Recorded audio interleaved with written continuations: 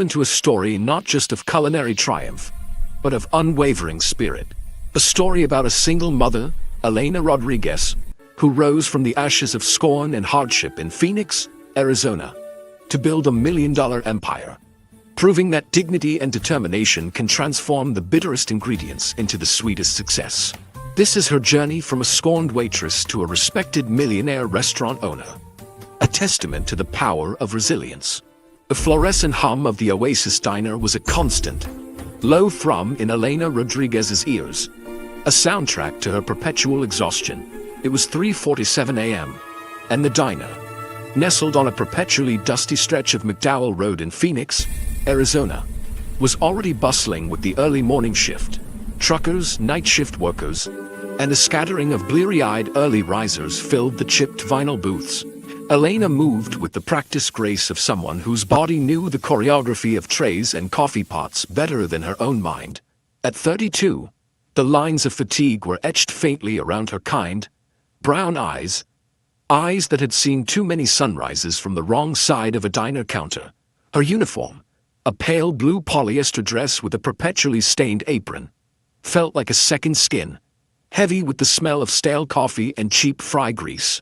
Every ache in her feet, every dull throb in her temples, was a reminder of the 14-hour days she pulled, piecing together a patchwork of shifts between the Oasis and a late-night catering gig to make ends meet. Her son, Marco, was the reason for it all.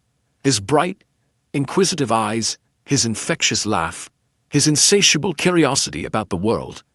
He was her sun, her moon, her entire universe. Marco, barely 7 years old, was already navigating a world without a father.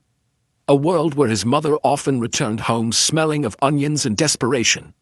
Too tired to do anything but kiss his forehead and collapse, he was staying with their kind, elderly neighbor, Mrs. Henderson, who understood the silent struggles of single mothers in a city that often felt indifferent. Elena dreamed of a life where Marco wouldn't have to distinguish between the clatter of plates and the sound of his mother's voice. A life where making ends meet didn't feel like an impossible uphill battle. She dreamed of a small, vibrant kitchen, filled with the aroma of the authentic Mexican dishes her grandmother had taught her. A place where people came not just to eat, but to feel nourished, to feel seen. But dreams, in the harsh glare of a diner at dawn, felt like an unaffordable luxury. Her manager, a perpetually sour man named Frank, barked orders from behind the counter, his voice grating like an ungreased frying pan. Elena, table 3 needs a refill, and table 7's still waiting on their eggs. Pick up the pace, for crying out loud. Frank had been running the Oasis for 20 years, slowly grinding down its charm and his own soul into a bitter cynicism. He saw Elena not as a human being with a family and dreams, but as a disposable cog in his creaking machine, easily replaced, barely noticed. He embodied the scorn she often felt, the casual dismissal that stripped away her identity until she was just the waitress.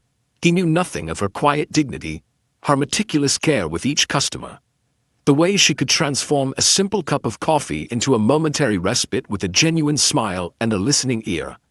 He certainly knew nothing of the notebooks she filled in the precious few hours between shifts, sketching out menu ideas, calculating costs, imagining a future where she was the one calling the shots. The diner's worn linoleum floor, despite Elena's diligent mopping, always seemed to carry a thin film of grease, a testament to decades of comfort food and hurried meals. Her feet, encased in worn non-slip shoes, a necessary investment against slips and falls, a luxury in their price, a sacrifice from Marco's new backpack fund, ached with a familiar protest. She topped off a trucker's coffee, his rough hands dwarfing the ceramic mug. "Thanks, sweetheart," he grunted, not looking up from his newspaper. A gesture of casual appreciation that felt like a small victory. It was these tiny interactions that kept her going, the brief flashes of human connection in the isolating grind of her life. She moved to table 7, her tray laden with 2 plates of over-easy eggs, crispy bacon, and buttered toast. A middle-aged couple, the Murphys, regulars who always sat in the same booth, gave her a tired smile. "Morning, Elena. You look like you could use a coffee yourself," Mrs. Murphy said, her voice laced with a gentle empathy. Elena managed a small, genuine smile in return. Always, Mrs. Murphy. Always. As she turned from their table, her eye caught something at the counter. Frank was leaning against the register, a sneer twisting his features as he spoke to a young, overwhelmed busboy. You spilled water on table 5 again? Are you blind, son? This isn't a charity, you know. If you can't handle a simple rag and a bucket, there are a dozen people outside waiting for your job. The busboy, barely out of high school, visibly flinched, his face turning a blotchy red. Elena felt a familiar knot of anger tighten in her stomach. Frank's cruelty was relentless, a dull blade that slowly chipped away at the morale of everyone who worked for him. It was a stark reminder of the precariousness of their positions, the ease with which one could be deemed unfit, unworthy, disposable.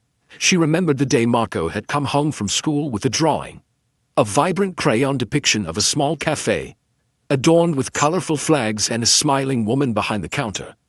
A little boy with bright eyes sitting happily at a table.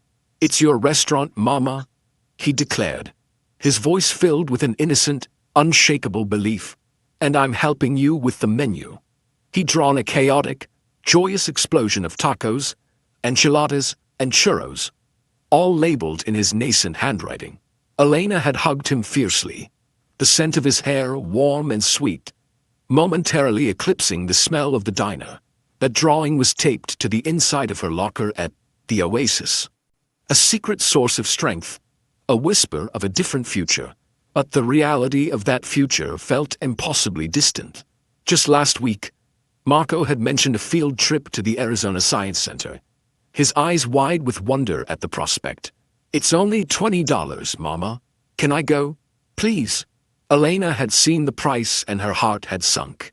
$20 was a significant sum, a careful balance of gas money, a week's worth of fresh fruit for Marco, a copay on her overdue dental checkup. She'd promised him she'd try. The familiar tightness in her chest a cold companion, the fear of disappointing him, of failing to provide him with even the simplest joys, was a heavier weight than any tray of dirty dishes. The morning rush at the Oasis intensified. A cacophony of clanking dishes, sizzling griddles, and the low roar of conversations. Elena navigated the narrow aisles, pouring coffee, delivering plates of greasy bacon and eggs, her face a mask of polite efficiency. She moved past the counter, catching Frank's eye as he glared at her. "Elena, table 11 wants to know where their order is. They've been waiting 20 minutes. Elena glanced at the ticket wheel. Table 11's order, a simple ham and cheese omelet, had indeed been there for a while, buried under a pile of newer tickets. Frank hadn't called it out to the kitchen, leaving it to languish. He was setting her up, a petty act of managerial sabotage, a common tactic when he wanted to assert dominance or simply vent his ill temper. Elena felt a familiar flush of indignation but swallowed it down. Confronting Frank would only lead to a public dressing down, possibly a cut in hours or worse. She needed this job. She needed every single penny. "Right away, Frank," she said, her voice betraying none of her irritation. She spun on her heel, heading to the kitchen, where steam billowed and the fry cooks moved with frantic energy. "Chef Tony, table 11, ham and cheese omelet. Rush, please." Tony, a burly man with a perpetually flour-dusted apron, nodded grimly. He knew Frank's games too. As she waited, she noticed a discarded copy of the Phoenix Business Journal on a prep table, left behind by one of the morning cooks. Her eyes idly scanned the headlines, mostly about real estate developments and tech startups. Then a smaller article caught her attention. Local culinary icon, Isabella Rossi, announces retirement. Plans to sell beloved Bella's Bistro. Bella's Bistro. The name alone conjured images of white tablecloths, soft lighting, and the fragrant aroma of authentic Italian cooking. It was a Phoenix institution, a landmark of fine dining, a place Elena had only ever dreamed of visiting, let alone owning.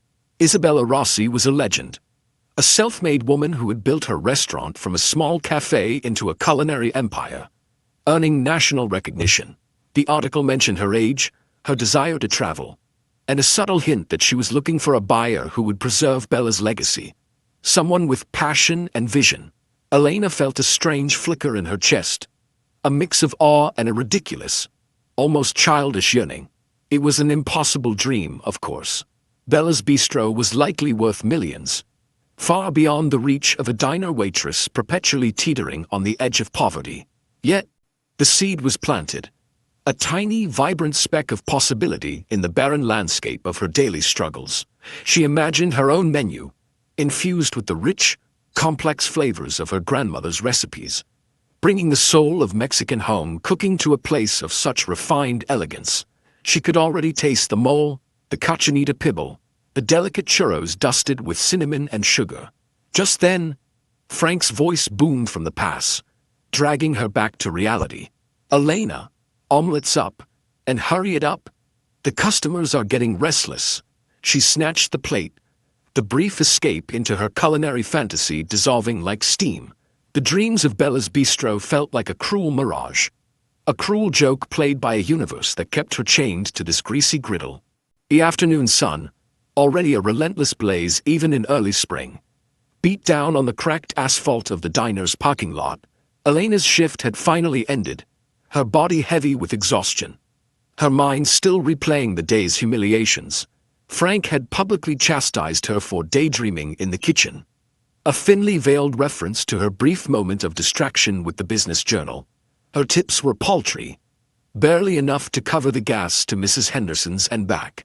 As she walked to her battered Honda Civic, the heat radiating off the cars felt oppressive, a physical manifestation of the weight she carried. At the moment she pulled up to Mrs. Henderson's small, meticulously kept home, the fatigue began to recede, replaced by a surge of pure, unadulterated joy. Marco burst through the front door, his backpack bouncing against his small frame, a wide smile lighting up his face. "Mama, you're here." He launched himself into her arms, and Elena hugged him fiercely, burying her face in his hair, drawing strength from his boundless energy. His scent, a mix of sunscreen and crayon, was the sweetest perfume in the world. "How was school, mi amor?" she asked, pulling back to look at his bright, eager face. "Great, and Mrs. Henderson helped me with my science project," he exclaimed, pulling her hand. "Come see. It's an erupting volcano." Inside, Mrs. Henderson, a woman whose wrinkles held stories and whose eyes held an infinite well of kindness, smiled warmly. "He's a good boy, Elena. Full of questions, that one. And he told me all about his field trip to the science center. Says it's next week." Elena's heart sank, a familiar pang of anxiety. The $20 she had completely forgotten, lost in the grind of work and the distant fantasy of Bella's bistro. "Oh, Marco, mi vida, She hesitated, searching for the right words, hating the disappointment she knew would cloud his face. "I haven't quite managed to save up for it yet, but I'm still trying. I promise." Marco's smile faltered, replaced by a small, wounded pout. "But everyone else is going, Mama. All my friends." He looked down at his worn sneakers, a tangible symbol of their lack. The words were a dagger to her heart. She couldn't bear to see that light dim in his eyes. She thought of Frank's sneers, the endless shifts, the impossible dreams. What was the point of all her striving if she couldn't even give her son this small pleasure? She took a deep breath, pushing down the despair. "Tell you what, mi amor," she said, kneeling to his level, forcing a confident smile. "Mama's going to find a way. You just focus on being the smartest boy in your class. Okay? And tonight, how about we make your favorite enchiladas for dinner?" His face brightened slightly, the promise of enchiladas a temporary salve. "Really? With lots of cheese? With all the cheese you can eat?" she vowed, even though she knew cheese was an extra expense she could ill afford. Later that evening, after Marco was tucked into bed, dreaming of erupting volcanoes and cheesy enchiladas, Elena sat at her tiny kitchen table. The silence of the apartment was heavy, broken only by the distant hum of the Phoenix night. She pulled out her worn notebook, the one filled with recipes and dreams. The newspaper article about Bella's Bistro, which she had surreptitiously slipped into her apron pocket, lay open on the table. She traced the elegant logo, her mind wrestling with the impossible. How could someone like her ever hope to acquire such a place? She had no connections, no capital, no influential friends. She was just Elena, the waitress. She looked at Marco's drawing of his mama's restaurant, taped to the refrigerator door. A beacon of innocent faith, his faith in her, his dreams for her, were a powerful, aching reminder of what she was fighting for. She had to find a way, not just for Marco's field trip, but for a future where he would never feel the sting of shame or the weight of a dream deferred. She thought about Isabella Rossi, a self-made woman. Perhaps there was a path, however narrow, however steep, that led from the oasis to Bella's Bistro. She just had to find it. But how? The question echoed in the quiet apartment, a lonely whisper in the vast desert night. The next morning, Elena arrived at the oasis with a new, almost imperceptible resolve. The $20 for Marco's field trip became her immediate, tangible goal. A small but vital step toward proving to herself that she could manifest a better future. She worked her usual double shift, pouring coffee, clearing tables, enduring Frank's thinly veiled insults with a steely composure she hadn't known she possessed. Each tip, no matter how small, was carefully folded and tucked into a separate pocket, a sacred offering to Marco's Science Center adventure.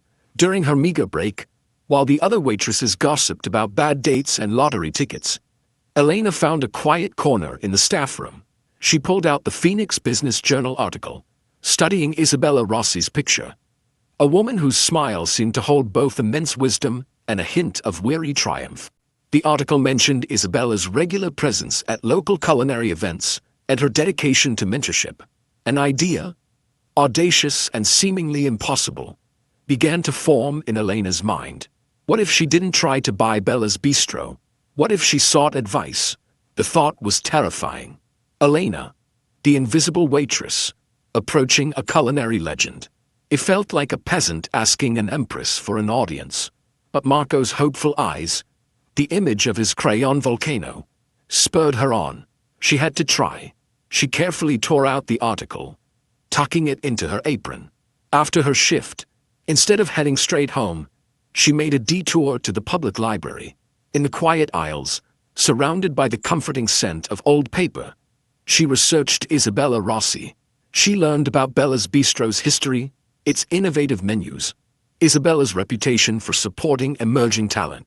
She also found an old interview where Isabella spoke passionately about the importance of authentic cuisine and the struggles faced by women in the restaurant industry. Inspired, Elena decided on her approach. She wouldn't ask for money or a job.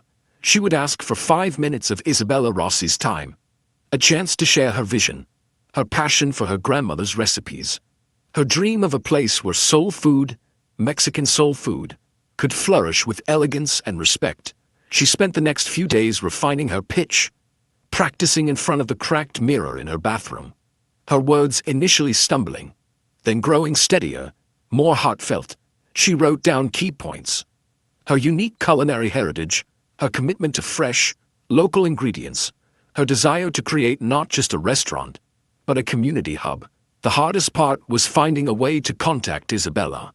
The article mentioned a charity gala Isabella was hosting next month for a local food bank. Elena knew attending was out of the question. The cost of a ticket alone would feed her and Marco for a week. But she found a local culinary school that was seeking volunteers for the gala's kitchen staff. It was a long shot, but it was a chance. A tiny crack in the formidable wall that separated her world from Isabella Rossi's. She applied, highlighting her years of experience in diners and catering, her meticulous attention to detail, her unwavering work ethic.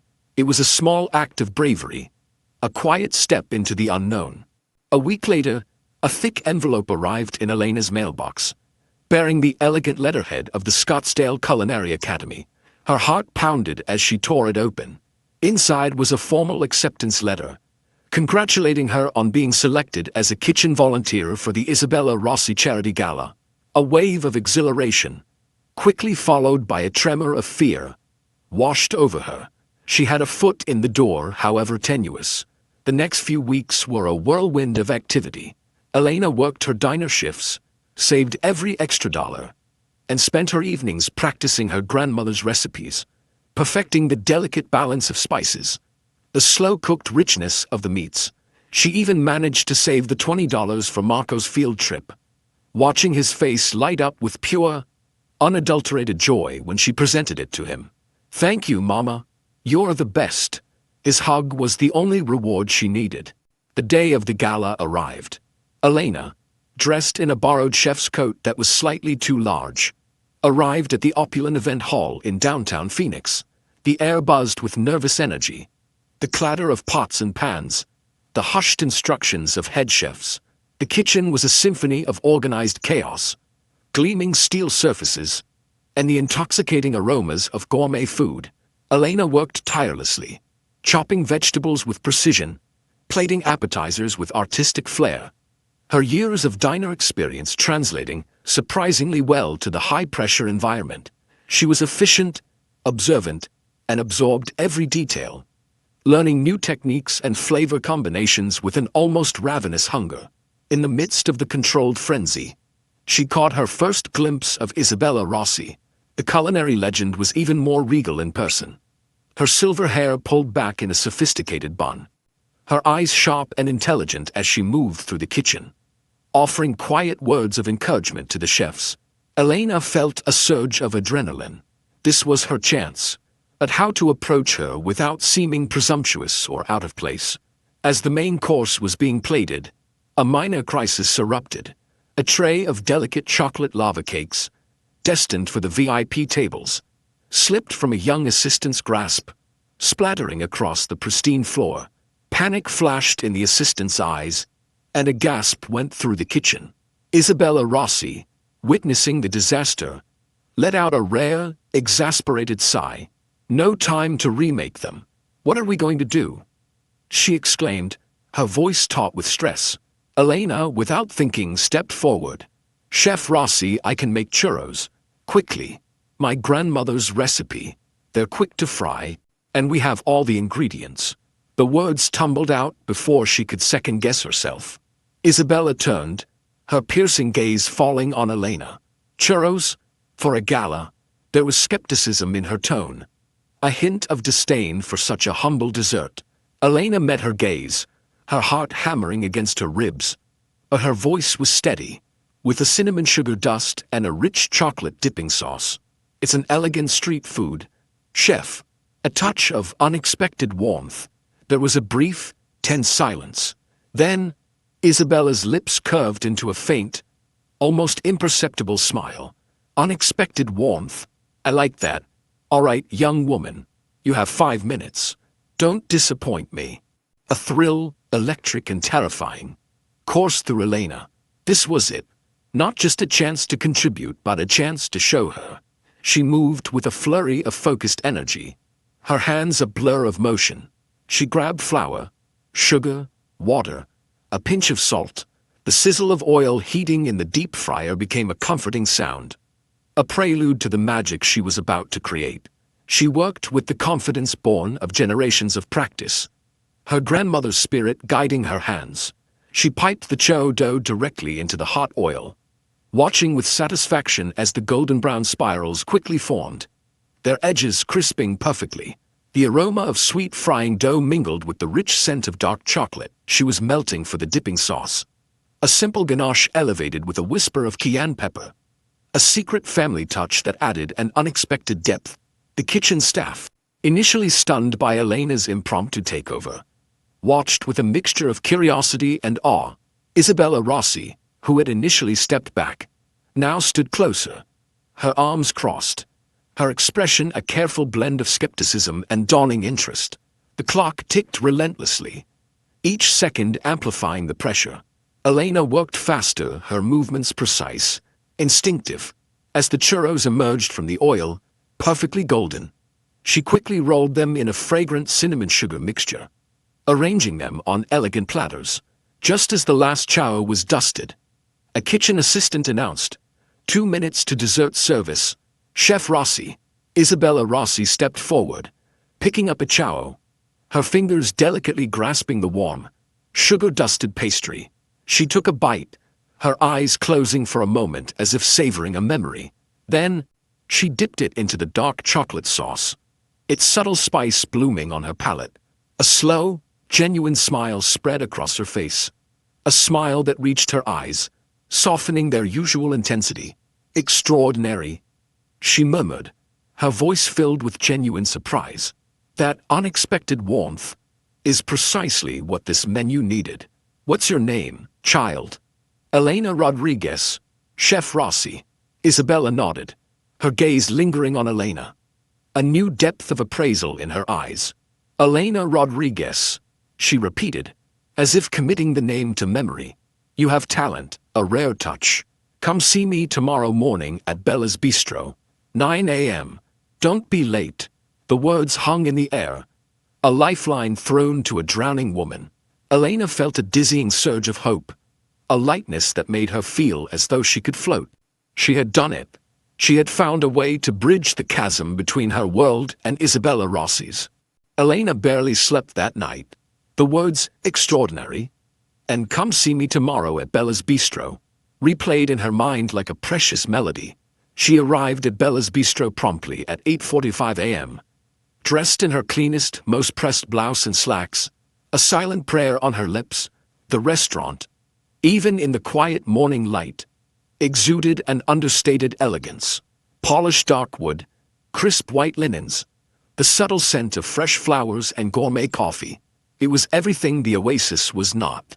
A maitre d', impeccably dressed, greeted her with a polite but questioning look. "May I help you?" Elena felt a familiar flicker of insecurity, the fear of being out of place, but she straightened her shoulders. "I have an appointment with Chef Rossi at 9 a.m. Elena Rodriguez." The maitre d's eyes widened almost imperceptibly, clearly recognizing the name. "Ah yes, Chef Rossi is expecting you. Please, follow me." He led her through the hushed dining room, where tables were being meticulously set, to a small sunlit office at the back. Isabella Rossi sat behind a large mahogany desk, reviewing invoices. She looked up as Elena entered, a faint smile on her lips. "Elena, on time. Good." She gestured to the chair opposite her. "Sit, tell me your story. All of it, not just about the churros." Elena, initially nervous, found her voice as she spoke of her grandmother's kitchen, of Marco, of her dreams of opening a place that celebrated authentic Mexican cuisine, a place where people felt truly welcome. She spoke of her notebooks filled with recipes, her meticulous calculations, her frustrations with the limitations of her diner job. She spoke of the hope that Marco's drawing had ignited. Isabella listened intently, her gaze unwavering, occasionally nodding. When Elena finished, a comfortable silence settled between them. "You have grit, Elena, and passion. Ingredients far more valuable than any Michelin star." Isabella said finally. "I've been watching you, not just last night. My assistant, Maria, helps coordinate the culinary school volunteers. She mentioned you weeks ago, said you had a quiet fire in your eyes." Elena felt a blush rise to her cheeks. She had truly been seen. "Bella's Bistro is my life's work," Isabella continued, her voice softer now. "I built it from nothing, and I want it to go to someone who understands that a restaurant is more than just food. It's a heart, a home." She leaned forward, her eyes twinkling. "I also know Frank from the Oasis. He's a relic, and he's been talking to other managers about you, complaining about your ambition. He says you're a problem." Elena flinched, the familiar sting of Frank's words. "Good," Isabella said, a sharp, decisive edge to her voice. "Because to truly succeed, you have to be a little bit of a problem. You have to challenge the status quo."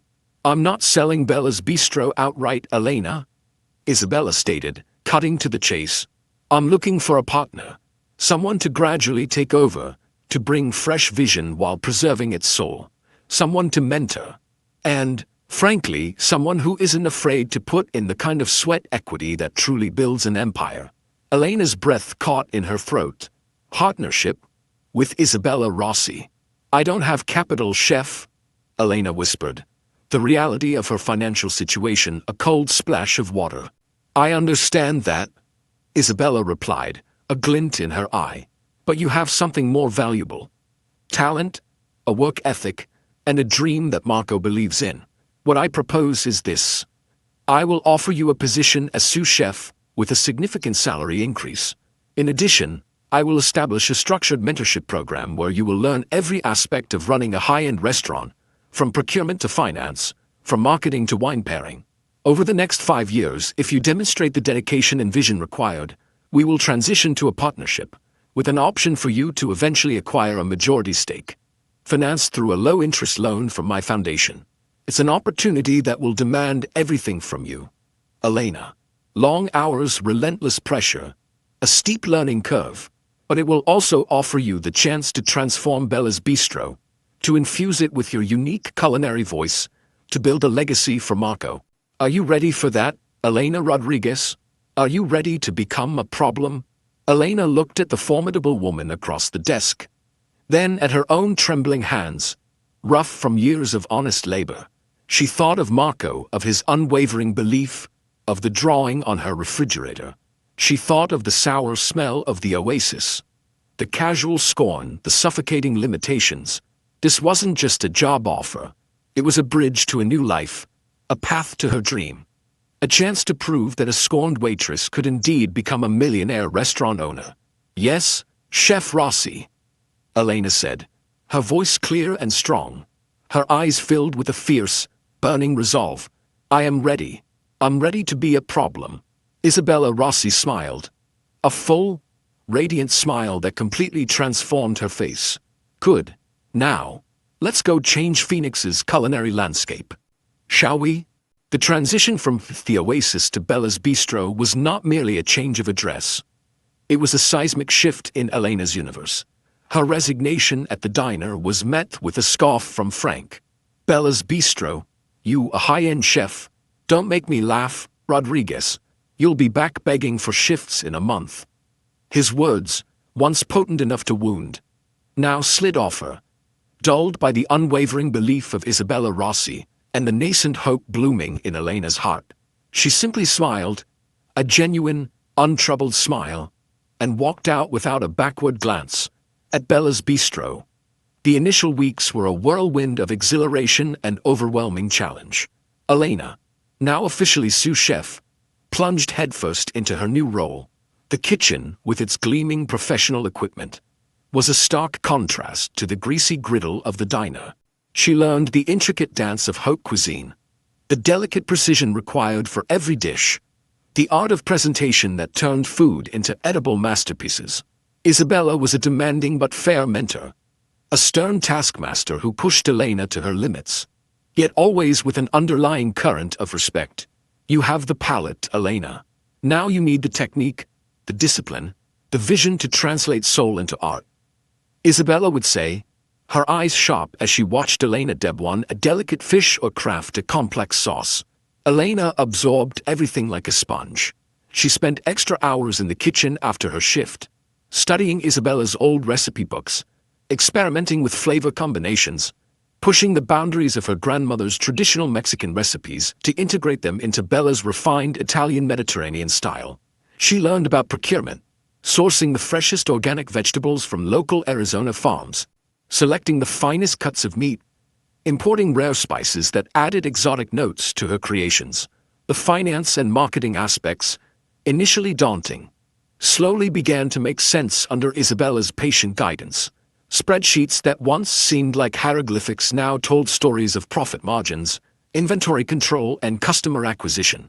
The staff at Bella's, a mix of seasoned professionals and ambitious young culinary graduates, were initially wary of the new sous chef who had seemingly appeared out of nowhere.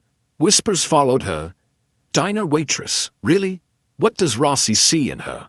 But Elena's relentless work ethic, her humility, and her undeniable talent quickly earned their respect. She was the first to arrive and the last to leave. She never shied away from the toughest tasks, often staying late to help a struggling commis chef or clean up a particularly messy station. She was a natural leader, not through command, but through example, her quiet competence radiating through the kitchen. But the biggest change was the financial stability her new salary brought. Marco's school supplies were no longer a luxury but a given. Healthy, fresh food filled their small apartment's refrigerator, and for the first time in years, Elena could afford a modest babysitter, a kind college student named Maya, allowing her a few precious hours of uninterrupted sleep, or, more often, intense study. She bought Marco new shoes, a proper winter coat, and a subscription to a children's science magazine that filled his eyes with wonder. "Mama, look, did you know black holes eat stars?" he'd exclaim, his voice ringing with pure, unburdened joy. These moments, these small, tangible improvements in Marco's life, fueled Elena's determination. This wasn't just about her dream anymore. It was about securing Marco's future, building a foundation of stability and opportunity that she had never had. One evening, several months into her new role, a subtle change occurred at Bella's. Isabella Rossi, sensing Elena's growing confidence and mastery of the kitchen, offered her a challenge: design a special chef's tasting menu for an exclusive, invite-only dinner event for the city's top food critics and restaurateurs. "It's your chance, Elena," Isabella said, her eyes gleaming with anticipation, "to showcase your voice, your heritage. Infuse it with the soul you spoke of. But remember, this is Bella's. It must be elegant, unforgettable." Elena spent weeks meticulously planning the menu, drawing deep from her grandmother's recipes, elevating traditional Mexican dishes with modern culinary techniques and sophisticated plating.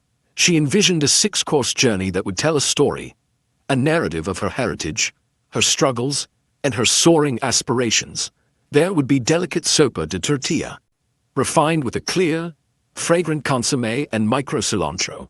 Cochinita pibil, slow-cooked for hours, served with artisanal blue corn tortillas and pickled red onion foam. And of course, a reimagined chayo, crisp, airy, served with a trio of dipping sauces: spicy chocolate, dulce de leche, and a vibrant mango coulis. The night of the tasting event arrived with a palpable buzz. The dining room was filled with the city's most influential palates, their expressions a mix of anticipation and critical discernment. Elena, nervous but resolute, oversaw every detail in the kitchen, her heart pounding with a mixture of fear and fierce pride. This was her moment. This was Marco's drawing come to life. Isabella Rossi, elegant and composed, sat at the head table, observing the reactions of her guests, her gaze occasionally drifting to the kitchen pass. A silent vote of confidence. As each course was presented, a murmur of appreciation rippled through the dining room.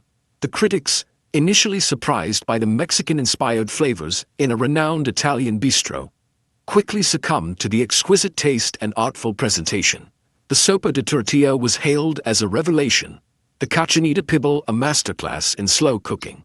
By the time the churros, Elena's signature, arrived, the room was abuzz with excited chatter. One prominent food critic, known for her notoriously scathing reviews, closed her eyes as she savored a churro, a look of pure bliss on her face. "This," she declared, her voice carrying across the table, "is what passion tastes like. This is innovation."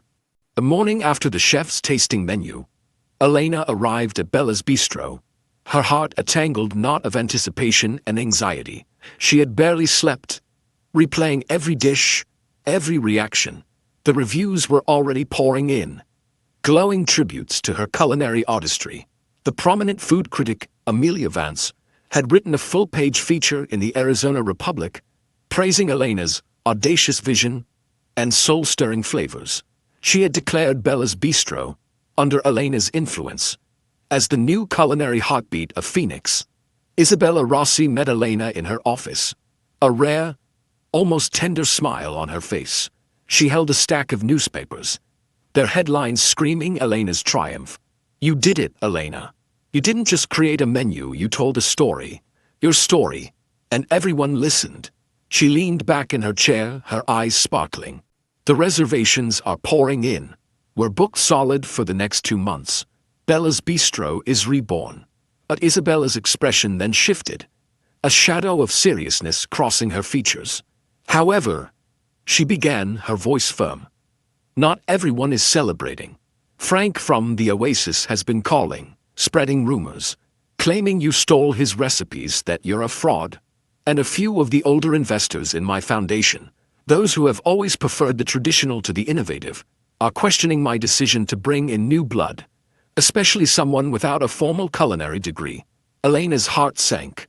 The old familiar scorn, the judgment, was rearing its ugly head. Even in her triumph, she couldn't escape the shadows of her past. "Let them talk," Isabella said, sensing Elena's dismay. "Their whispers are the rustle of leaves against a growing tree. Ignore them. What matters is the food, the passion, the truth of your talent. And the truth, Elena, is undeniable." Isabella then placed a new set of documents on her desk. "This is the revised partnership agreement. With the success of your tasting menu and the undeniable future you represent, I've decided to accelerate the timeline. I'm offering you an immediate 30% partnership stake in Bella's Bistro, effective today, and the option to acquire a majority share within the next 2 years, with my full financial backing and mentorship. This isn't just an investment in a restaurant, Elena. It's an investment in you, in your vision. Are you ready for this responsibility? Are you ready to not just be a chef, but a true owner?" Elena looked at the papers. Her name, Elena Rodriguez, printed beneath Isabella Rossi's, a tangible testament to her journey. She thought of Marco, of his unwavering belief, of his crayon drawing now framed proudly in her small apartment. She thought of the exhaustion, the scorn, the endless struggle. And now this, a chance to rewrite her own story, to build something lasting, not just for herself, but for her son, for her family's legacy. "Yes, Chef Rossi," Elena said, her voice filled with a quiet, fierce determination. "I am ready." Isabella smiled, a knowing, triumphant smile. "Then sign, Elena, and let's show them what a scorned waitress can truly achieve." The next few months were a dizzying ascent. Bella's Bistro, now largely rebranded as Bella's by Elena, flourished under Elena's innovative leadership. Her Mexican-inspired dishes, fused with Italian elegance, captivated diners, drawing in a diverse clientele who craved authentic flavors presented with sophisticated flair. Critics raved, food bloggers flocked, and reservations became a coveted commodity. Elena's journey was celebrated in national culinary magazines. Her face, once invisible, now beaming from glossy pages. She had not only earned her place but had redefined what fine dining in Phoenix could be. However, success, as Isabella had warned, often attracted not just admirers but also enemies. Frank, true to form, intensified his smear campaign, fueled by professional jealousy and personal prejudice. He contacted local tabloids, twisting Elena's past, fabricating stories of kitchen drama and alleged health code violations during her time at the Oasis. He painted her as an opportunistic schemer, using Isabella Rossi's kindness to climb the ladder, a glorified diner cook playing dress-up. The articles were sensationalist, malicious, and utterly baseless. But they left a bitter taste, a faint echo of the scorn she had once endured. Then came the real blow. A class-action lawsuit, initiated by Frank and backed by a shadowy group of disgruntled former employees from the Oasis and a few jealous rival restaurateurs, was filed against Bella's by Elena. The lawsuit alleged unfair labor practices, cultural appropriation of traditional Mexican recipes without proper credit, and, most damagingly, a pattern of corporate espionage, claiming Elena had stolen trade secrets and client lists from the Oasis to launch her new venture. The claims were absurd, but the legal fees alone threatened to cripple the fledgling business, not to mention the irreparable damage to Bella's newfound reputation. Isabella Rossi, though outwardly calm, was deeply concerned. "This is a targeted attack, Elena. They're trying to discredit you, to destroy what we've built. We'll fight them, of course, but it will be costly, and the publicity could be devastating." Elena felt a chilling dread. She had faced poverty, long hours, and personal loss, but this was different. This was an attack on her integrity, on the very foundation of her dream, threatening to drag Bella's And Isabella's legacy, down with her. The thought of disappointing Isabella, of losing everything she had fought for, was unbearable. She had worked so hard to shed the label of scorned waitress, only to find herself embroiled in a scandal that threatened to solidify it. One afternoon, Marco, now accustomed to seeing his mother's face in newspapers, came home from school visibly upset. He clutched a crumpled copy of a tabloid, its lurid headline screaming, "From Diner Queen to Scam Artist, Bella's chef faces lawsuit." "Mama," he whispered, his eyes wide and tearful. "Is it true? Are you a scam artist? Tyler's mom said you're a bad person. She said you stole things." Elena knelt, pulling her son into a fierce embrace, her heart breaking at the pain in his innocent voice. "No, mi amor," she murmured, her voice thick with emotion. "Mama never stole anything. These are lies. Nasty, mean lies from people who don't want to see us succeed." But even as she spoke the words, a cold fear gripped her. Could she protect Marco from this? Could she protect her dream from these relentless, malicious attacks? The battle for Bella's, and for Elena's reputation, had officially begun, and the stakes were higher than ever. The legal battle unfolded with agonizing slowness, a draining war of attrition that tested Elena's resolve to its core. Frank, backed by his mysterious benefactors, seemed intent on not just winning, but utterly destroying Elena. His lawyers produced mountains of fabricated evidence, paid testimonies from disgruntled former employees, and distorted anecdotes from the Oasis, all designed to paint Elena as a cunning and scrupulous opportunist. The media, ever hungry for scandal, amplified every accusation, turning Elena's inspiring rags-to-riches story into a cautionary tale of ambition corrupted. Reservations at Bella's, while still strong, saw a noticeable dip. The phone calls were more frequent now, not from excited diners, but from wary suppliers and hesitant PR agents. Isabella Rossi, ever the stalwart, stood by Elena, pouring resources into her legal defense. "We will not let them win, Elena," she declared, her voice firm despite the strain in her eyes. "This is a fight for integrity, for the soul of this restaurant, for the truth." But even Isabella, with all her wealth and influence, felt the immense pressure of the prolonged legal battle. The whispers within her own foundation grew louder, questioning the wisdom of supporting Elena, suggesting that her association with such controversy was damaging Bella's esteemed legacy. Elena, despite the mounting pressure, refused to be broken. She continued to pour her heart and soul into Bella's, believing that the food itself, its undeniable quality and genuine spirit, would eventually speak louder than any libelous accusation. She spent her days in the kitchen, crafting exquisite dishes, and her nights with her lawyers, meticulously dissecting Frank's baseless claims. She explained her grandmother's recipes, the history of each dish, the passion that fueled her culinary innovations. She showed how her creative process was built on tradition, not theft. One particularly grueling day, after a brutal deposition where Frank's lawyer had relentlessly grilled her about her financial struggles and her single mother status, painting her as desperate and therefore untrustworthy, Elena returned home utterly drained. Marco, sensing her distress, met her at the door with a hug. "Mama, can we go to the park? Mrs. Henderson said it helps when you're sad." Elena, despite her exhaustion, nodded. She needed to clear her head, to reconnect with the simple joys that grounded her. As they walked through the vibrant Chase Field Park in downtown Phoenix, Marco chattered away, pointing out birds, chasing after butterflies, his innocence a stark contrast to the ugliness of the legal battle. Then he spotted something. A group of children were gathered around a woman sketching in a large notebook.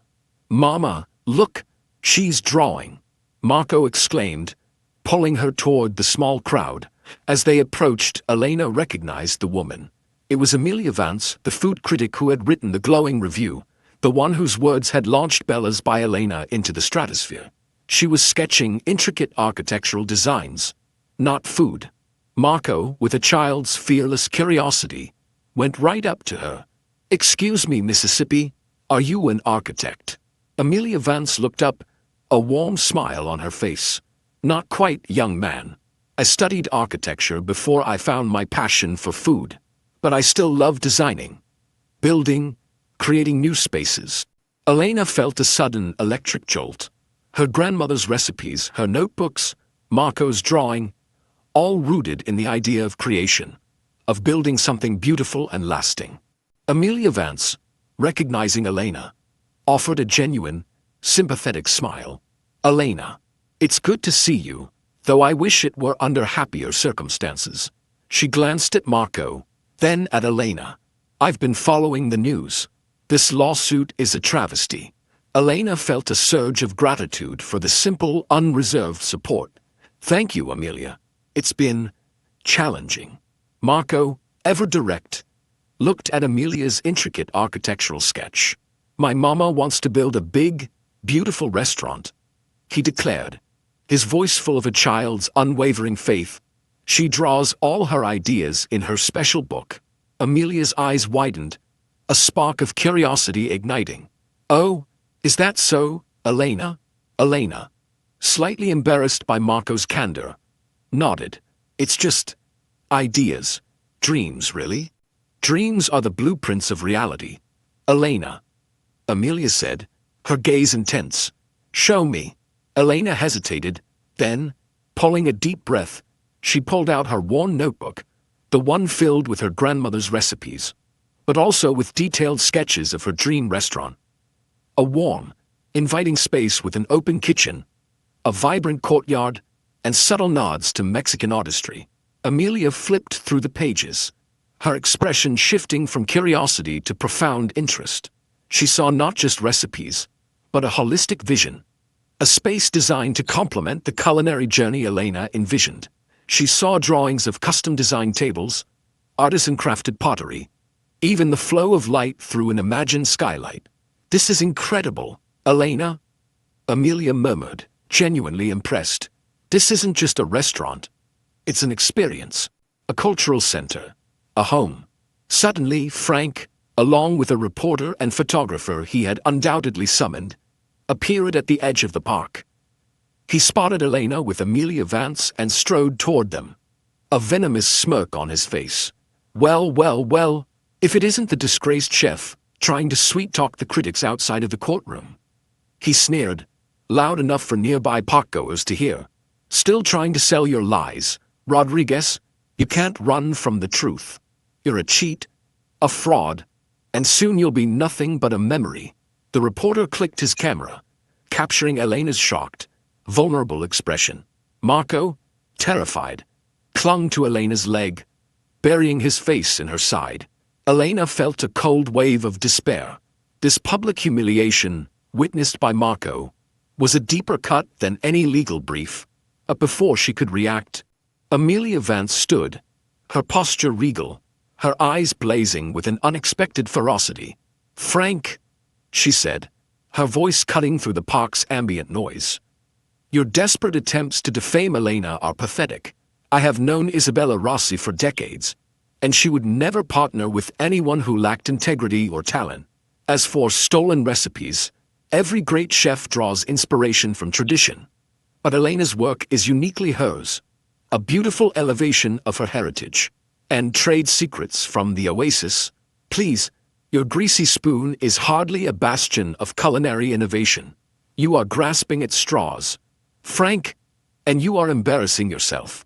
Amelia then turned to the reporter, her voice firm and authoritative. And you, young man, you are witnessing a targeted harassment campaign against a genuinely talented woman. If you choose to publish these baseless accusations, know that I, and the full weight of the Arizona Food Critics Association, will ensure your publication faces the legal consequences it deserves. There is a difference between reporting news and actively participating in slander. Elena Rodriguez is not a scam artist. She is a visionary. And this lawsuit is nothing more than a desperate attempt to stifle a rising star out of petty jealousy. Frank, visibly taken aback by Amelia's unexpected and public defense, stammered. But she's just a waitress, a single mother with no formal training. What does she know about running a real restaurant? Amelia Vance let out a sharp, incredulous laugh. She knows passion, she knows heart, and she knows how to make churros that can bring a hardened critic to tears. Something you, Frank, with all your cynicism and mediocrity, will never understand. Frank, his face a mottled red, scowled. Realizing his ambush had backfired spectacularly, he turned, signaling to the reporter and photographer to retreat. Defeated. As he walked away, Amelia Vance turned back to Elena, her expression softening. Don't let them dim your light, Elena. You are building something extraordinary. And I, for one, intend to help you see it through. Amelia Vance's public defense was a turning point.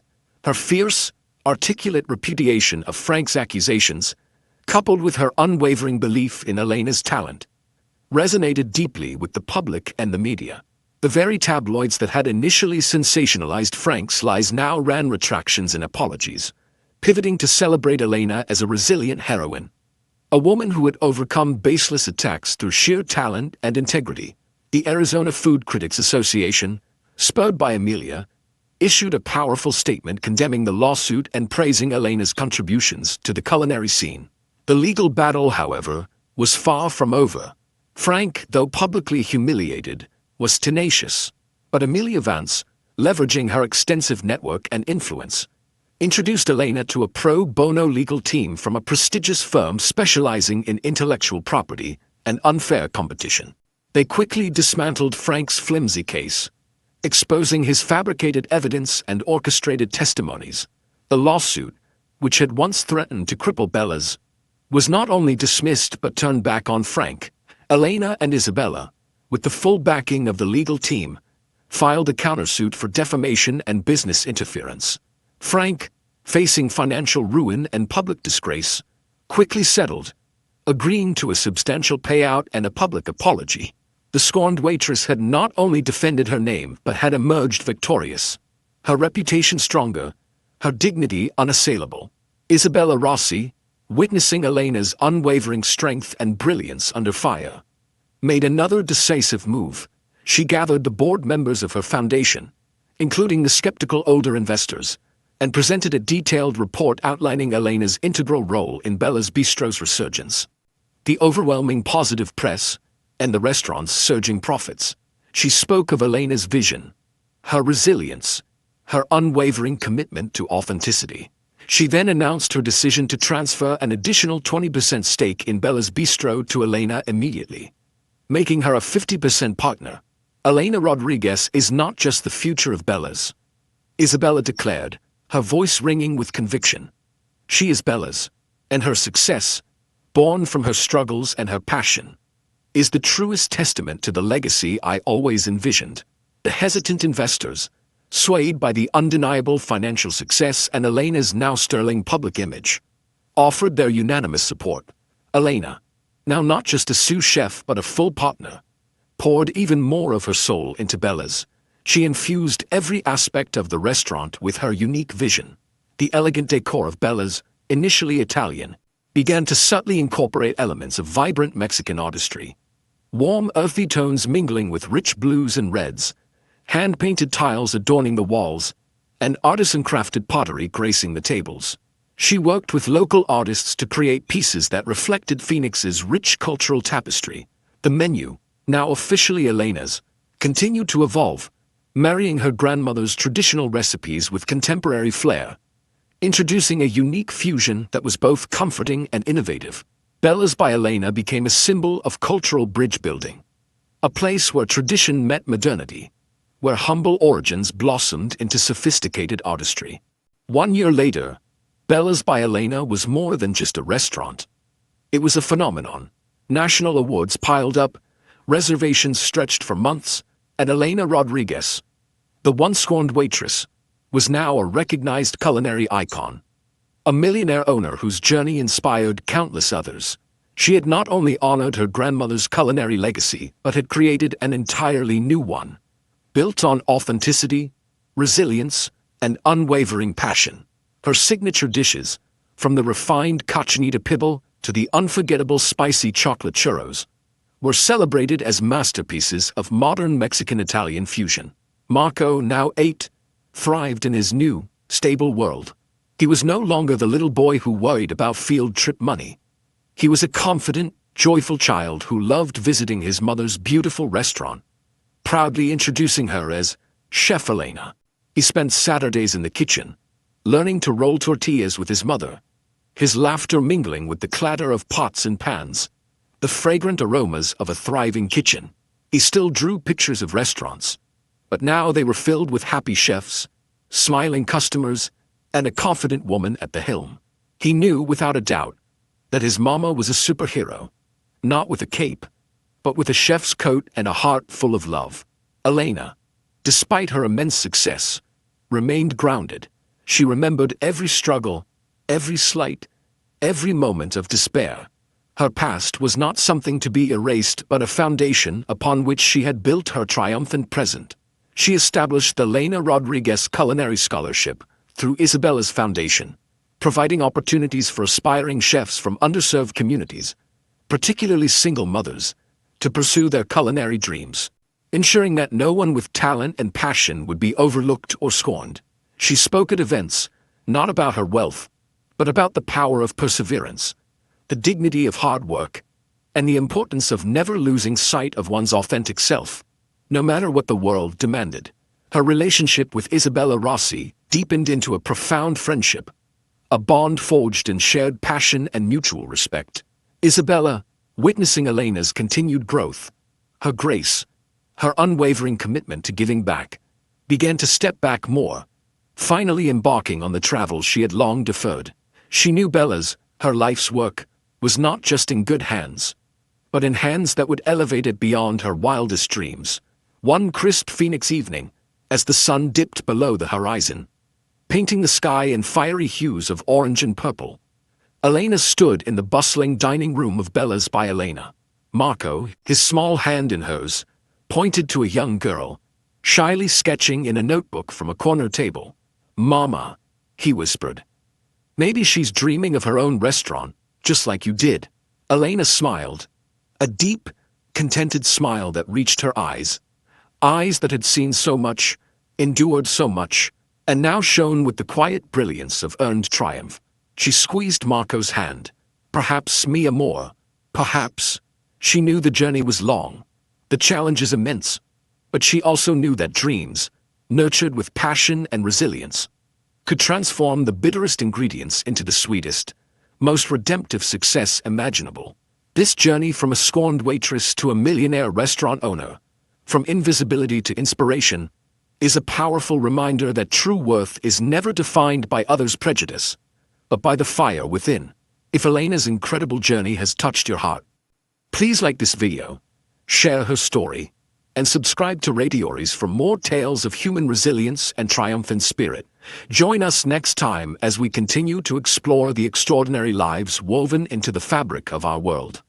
Hello, Radiories listeners. Today, we delve into a story not just of culinary triumph, but of unwavering spirit.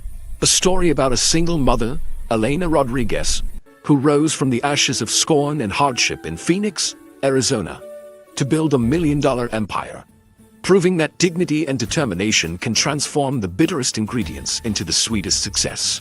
This is her journey from a scorned waitress to a respected millionaire restaurant owner, a testament to the power of resilience. The fluorescent hum of the Oasis diner was a constant, low thrum in Elena Rodriguez's ears, a soundtrack to her perpetual exhaustion. It was 3:47 a.m., and the diner, nestled on a perpetually dusty stretch of McDowell Road in Phoenix, Arizona, was already bustling with the early morning shift. Truckers, night shift workers, and a scattering of bleary-eyed early risers filled the chipped vinyl booths. Elena moved with the practiced grace of someone whose body knew the choreography of trays and coffee pots better than her own mind. At 32, the lines of fatigue were etched faintly around her kind, brown eyes that had seen too many sunrises from the wrong side of a diner counter. Her uniform, a pale blue polyester dress with a perpetually stained apron, felt like a second skin, heavy with the smell of stale coffee and cheap